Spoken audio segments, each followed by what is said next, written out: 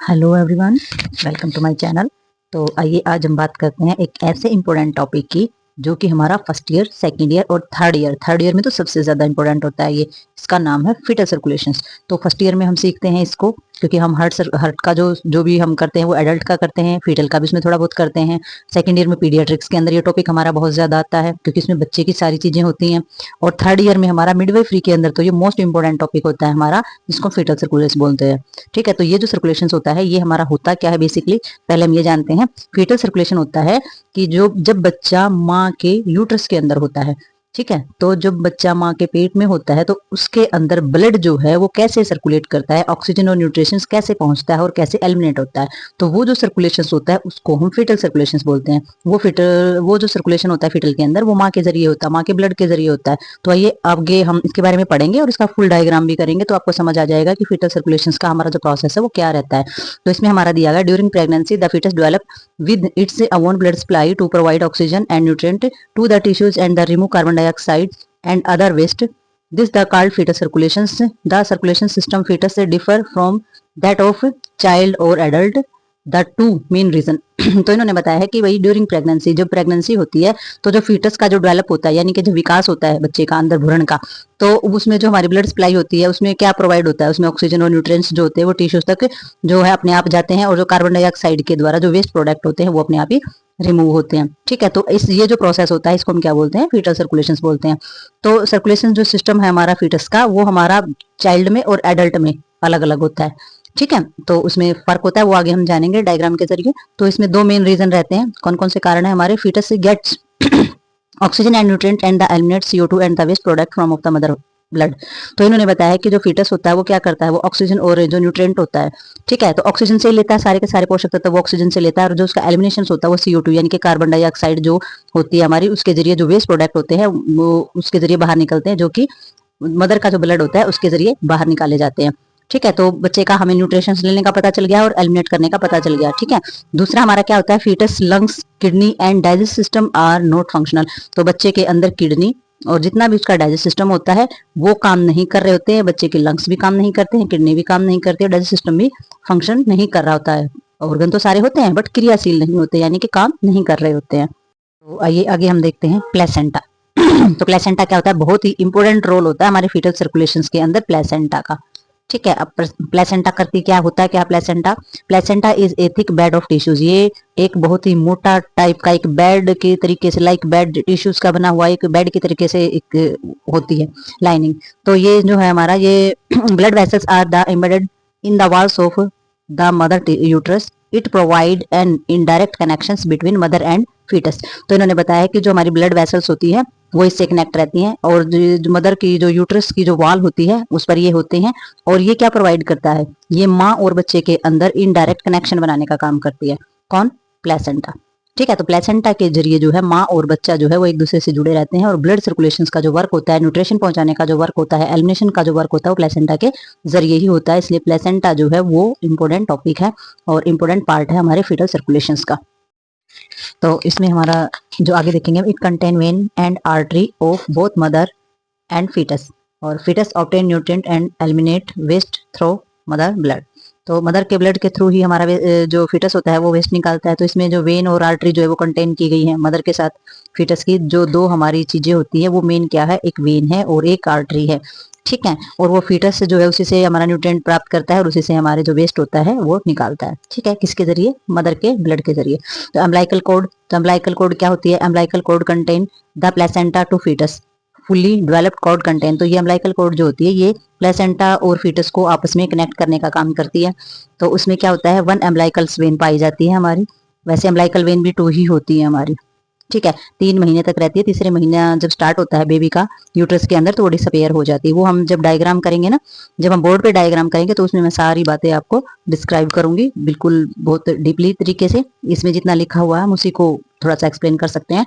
Which carry oxygenate nutrient rich blood from placenta to foetus. तो ये क्या करती है, ये हमारा सारा का सारा ऑक्सीजनेट और न्यूट्रिशन जितना भी हमारा होता है ब्लड के अंदर वो प्लेसेंटा से फीटस तक पहुंचाती है। और 2 अम्बिलिकल आर्टरी जो है वो क्या करती है, ये कैरी करती है डीऑक्सीजनेट ब्लड को, और वेस्ट मटेरियल जितना भी होता है फीटस का उसको प्लेसेंटा तक वापस लेकर के आती है। तो इसमें देखने वाली बात ये है कि जिसमें प्योर ब्लड है और न्यूट्रिशन है वो हमारी वेन है। ठीक है। जबकि बॉडी के दूसरे हिस्सों में हमारा जो प्योर ब्लड है वो आर्टरी के अंदर होता है, लेकिन इसमें उल्टा होता है। पल्मोनरी, जैसे मैंने बताया था, पल्मोनरी सर्कुलेशन के अंदर उल्टा होता है, उसमें भी आर्टरी में इम्प्योर ब्लड होता है और वेन में प्योर ब्लड होता है। ऐसे ही एम्ब्लाइकल्स जो हमारी कोड होती है, वेन और आर्टरी होती है, इनमें भी सर्कुलेशन उल्टा होता है, और ऐसा ही हमारा पोर्टल सर्कुलेशन में भी उल्टा होता है। ठीक है, तो इन बातों का ध्यान देना है कि भाई जो हमारा जो प्योर ब्लड है वो वेन के अंदर है, और जो हमारा इम्प्योर ब्लड है जो वेस्ट निकाल रहा है हमारा वो आर्टरी है। ठीक है, तो इसमें हमारा जो डीऑक्सीनेटेड चीजें हैं और वेस्ट मटेरियल जो है वो फीटस से प्लेसेंटा तक पहुंचाया जाता है। ठीक है, तो हमारी umbilical vein enter the abdominals of foetus to umbilical artery carry materials from of the foetus to the placenta. तो एम्ब्लाइकल वेन जो है वो जो हमारा एब्डोमिनल्स होता है फीटस का, वहां से, और जो हमारी टू एम्ब्लाइकल आर्टरी जो होती है वो हमारी कैरी करती है फीटस के जो प्लेसेंटा तक जो मटेरियल और जो वेस्ट होता है उसको। तो ये हमारी जो चीजें हैं। तो आइए अब हम देखते हैं फीटल सर्कुलेशंस का डायग्राम, और फीटल सर्कुलेशंस के डायग्राम में देखते हैं कि फीटल जो है वो फीटल सर्कुलेशंस बिफोर बर्थ और आफ्टर बर्थ कैसे वर्क करता है, कैसे फंक्शन करता है, और क्या क्या इसमें प्रोसेस होते हैं। तो सबसे पहले हम जानते हैं कि ये क्या है। ये है हमारा प्लेसेंटा। ठीक है, सबसे पहले हमें ऑर्गन पता होना चाहिए। फंक्शन हम तभी कर पाएंगे जब हमें किसी भी जगह के ऑर्गन्स को पता होगा कि भाई ये ऑर्गन यहाँ पर है, ये किससे अटैच है, ये कैसे प्रोसेस कर रहा है, और इसके फंक्शन क्या है। ठीक है, तो ये हमारी प्लेसेंटा है। तो प्लेसेंटा कहाँ जुड़ी है? मदर की यूट्रस से जुड़ी हुई है। ठीक है, तो मदर की यूट्रस से ये हमारी गई अम्बलाइकल कॉर्ड। ठीक है, तो ये हमारी जो इससे जुड़ी हुई है ये अम्बलाइकल कॉर्ड है। ये जो मोटी वाली है ये हमारी क्या है? अम्बलाइकल वेन है, जो इस प्लेसेंटा से क्या लेती है? प्योर ब्लड, ऑक्सीजनेट ब्लड लेती है मदर से, और न्यूट्रिएंट वाला ब्लड लेती है। ठीक है, तो ये प्योर ब्लड को लेकर के ये बढ़ती है आगे की तरफ। ठीक है, तो ये आगे की तरफ जब बढ़ती है तो ये जाती है लीवर से होकर के। ठीक है, तो लीवर से होकर के ये जाएगी तो इसमें बाईपास चैनल आ जाएगा, तो ये बाईपास जाएगी। अब ये जा रही है इधर। ठीक है, ये इधर आएगी तो ये क्या है? ये हमारा है अरोटा, मतलब कि बेबी का। ये हमने जाना है कि हम फीटस सर्कुलेशन कर रहे हैं, तो ये हमारा बेबी का अरोटा है। तो ये बेबी का अरोटा है, और ये क्या है फीटस का? ये वेना केवा है। ठीक है, तो वेना केवा में क्या होता है? वेना केवा के अंदर होता है डीऑक्सीजनेट ब्लड। तो डीऑक्सीजनेट ब्लड इधर से जा रहा है और प्योर ब्लड जो है वो इधर से जा रहा है। तो ये जो प्योर ब्लड इधर से गया है और डीऑक्सीजनेट ब्लड हमारा यहाँ से गया, तो एक पॉइंट कैसा आ जाता है? दोनों मिक्स हो जाते हैं। तो यहाँ पर हमारा हो जाता है बेबी का ब्लड जो है वो मिक्स। तो इसमें जो है 20% डीऑक्सीजनेट ब्लड जो है बेबी के अंदर सर्कुलेट करता है, तो 80% प्योर ब्लड सर्कुलेट करता है बेबी के अंदर। तो अब ये यहाँ से गया, ये हमारी क्या है? Superior vena cava. ये क्या है हमारा? Inferior vena cava. Inferior vena cava जो है वो इसी के अंदर मिक्स हो गई है। किसके अंदर? हमारी अम्बलाइकल कॉर्ड जो गई थी यहाँ से, अम्बलाइकल वेन गई थी, उसी के अंदर मिक्स हो गई, और ये दोनों मिलकर के ब्लड कहाँ भेज रही है? हमारी यहाँ पर। तो यहाँ पर जब हमारा ब्लड आता है तो इसमें सबसे जरूरी बात क्या है? ये देख सकते हैं आप, सबसे मेन बात है देखने की ये वाली, इसको बोलते हैं फोरामेन आवल। तो फोरामेन आवल में क्या है? ये जो हमारे जो अटेरिया होते हैं ये दोनों एक दूसरे से जुड़े हुए हैं। तो जब यहाँ पर ब्लड आया तो ब्लड यहाँ भी जाएगा, तो यहाँ से डायरेक्ट ब्लड हमारा यहाँ पर चला जाएगा, यहाँ भी आ गया और यहाँ भी आ गया। तो इस तरीके से हमारा ब्लड आ गया यहाँ पे। तो आपने देखना कि जहाँ पर ये डार्क जगह है ना, तो यहाँ पर हमारा ऑक्सीजनेट ब्लड है। ठीक है, और जो हमारी जगह डार्क नहीं है वो हमारा डीऑक्सीजनेट ब्लड है। ठीक है, तो इस तरीके से हमारा जो ब्लड है यहाँ पर आता है। ठीक है, तो इसमें ब्लड आएगा हमारा, तो ब्लड इसमें आएगा, फिर हमारा वापस आएगा ब्लड सर्कुलेट करके। तो हमारा ब्लड ऊपर जा करके सर्कुलेट किया, यहाँ से आया। ठीक है, आकर के हमारा ब्लड कहाँ आएगा? Umbilical artery. तो ये अम्बलाइकल आर्टरी यहाँ पर जुड़ी हुई है अरोटा से। ये जो इससे जो लपेटे हुए से देख रहे हो आप, ये हमारी जो अम्बलाइकल है आर्टरी बोली जाएगी। इसमें डीऑक्सीजनेट ब्लड है और ये दोबारा से प्लेसेंटा के अंदर चली जाती है। ठीक है, तो दोबारा से प्लेसेंटा के अंदर ही आ गई है। तो मेनली हमारा ये जो है फीटल सर्कुलेशन ऐसा ही रहता है। क्यों? क्योंकि इसमें बच्चे के जो लंग्स होते हैं वो भी फंक्शन नहीं कर रहे होते हैं, बच्चे की जो किडनी होती है वो भी फंक्शन नहीं कर रही होती है, और जो लीवर है, डाइजेस्ट सिस्टम है, वो भी फंक्शन नहीं कर रहा होता है। ऊपर से जो फोरामेन्स अवल होता है उसकी भी क्लोजिंग नहीं होती है। तो इसमें हम देख सकते हैं कि हमारे इतने सारे जो वर्क होते हैं फंक्शनल, वो हमारे फीटस के अंदर नहीं होते हैं। और जब बेबी का बर्थ हो जाता है तो क्या क्या चीजें होती हैं हम इसमें देखते हैं। इसमें सबसे पहले जो हमारी प्लेसेंटा थी, सबसे पहले ये गायब होती है, क्योंकि ये वाला हिस्सा जो है वो कट हो जाता है, प्लेसेंटा जो है वो कट कर दी जाती है। ठीक है, तो ये वही अम्बलाइकल कॉर्ड है जो बेबी की नाभि से जुड़ी होती है। तो इसको यहाँ से अगर कट कर दिया जाएगा, ठीक है, तो ये अलग हो जाएगी और ये वेस्ट में फेंक दी जाती है, और ये बेबी की नाभि से अलग कर दिया जाता है कॉर्ड क्लैंप लगा करके। ठीक है, तो ये प्लेसेंटा जो है सबसे पहले बर्थ के बाद ये प्लेसेंटा कट की जाती है, कॉर्ड क्लैंप लगाया जाता है बेबी की नाभि के ऊपर। तो इसमें क्या होता है, जो हमारी ये जो होती है, जो अम्बलाइकल आर्टरी जो हमारी होती है, ये भी जो एम्बलाइकल आर्टरी है ये तो हमारी 2 होती है। एम्बलाइकल वेन है ये भी हमारी 2 ही होती है, 3 महीने तक हमारी ये 2 रहती है और 3 महीने के बाद जो है एक जो एम्बलाइकल वेन है वो डिसअपियर हो जाती है अपने आप। तो जो हमारी आर्टरी और वेन होती है उनका क्या रहता है, उनके अंदर से जो ब्लड बहता है वो वहीं से न्यूट्रिशन लेती है। अगर वहां का कनेक्शन कट हो गया ब्लड का तो ये हमारी क्या करेंगे, धीरे धीरे अपने आप ही डिसअपियर हो जाएंगी। क्यों? क्योंकि उनको न्यूट्रिशन नहीं मिलेगा आगे, तो उनका डेवलपमेंट भी नहीं होगा और वो आगे से वर्क भी नहीं कर पाएंगे, तो फंक्शनल नहीं रह पाती है वो। ठीक है, तो हमारा अब इसमें क्या हुआ, अब इसमें जो बेबी का जो हार्ट था वो क्या काम करेगा, अलग अलग हो गए ये। ठीक है, तो इसमें क्या होगा, आरोटा से ब्लड आ रहा है, इंफीरियर वेना केवा से ब्लड जा रहा है और हमारा जो ये फोरामेन सावल था ये हमारा अलग अलग हो गया। ठीक है, तो ये हमारी जो हार्ट का जो फोरामेन आवल का अलग अलग होने का काम ये होता है कि दोनों अटेरिया जो है अपना अपना काम करे। ये अटेरिया ये वेंट्रिकल में ब्लड भेजेगा, ये फिर हमारा पल्मोनरी आर्टरी में ब्लड जाएगा और लंग्स के अंदर जाएगा। तब लंग्स के अंदर जब ब्लड जाएगा तो लंग्स के अंदर क्या आ जाएगी, जब बच्चा पैदा होते है जब बच्चा रोता है तो उसके जो लंग्स होते हैं वो एक्सपैंड होते हैं। ठीक है, तो बच्चे का रोना इसलिए भी जरूरी होता है कि लंग्स एक्सपैंड होंगे और लंग्स एक्सपैंड होने का मतलब हो जाता है कि उसके आलिवल्स में जो ऑक्सीजन है ब्लड उसको उठाता है।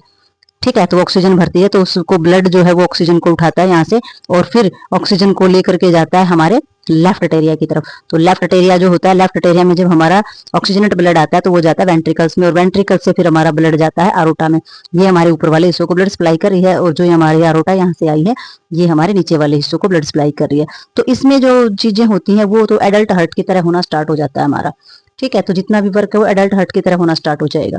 ठीक है, तो इसमें फोरामेन सावल है, ये हमारा 3 से 4 महीने का जब बेबी होता है तो इतना टाइम उसको लग जाता है। ठीक है, कंप्लीट क्लोज होने में। तो इसकी क्लोजिंग में कई बार होता है कि क्लोजिंग भी अच्छे से नहीं हो पाती है तो वो बेबी के जो बोलते हैं हार्ट में छेद हो जाना, तो इस तरीके की कोई चीजें दिखाई देती हैं। तो ये क्लोजिंग बहुत ज्यादा जरूरी होती है क्योंकि ये क्लोजिंग अगर नहीं होगी तो जो ब्लड है वो लीक होता रहेगा और बेबी को जब बेबी रोता है या कोई भी दिक्कत होती है तो उससे हार्ट प्रॉब्लम ज्यादा बढ़ सकती है। तो ये क्लोजिंग जो है ये अच्छे से होनी बहुत ज्यादा जरूरी होती है। ठीक है, और वेनियस डक्ट्स जो हमारी होती हैं उनमें चेंजेज आता है। हमारा जो बाईपास चैनल होते हैं ये हमारे बाईपास चैनल बोले जाते हैं, तो इनमें चेंजेज आते हैं बर्थ के बाद।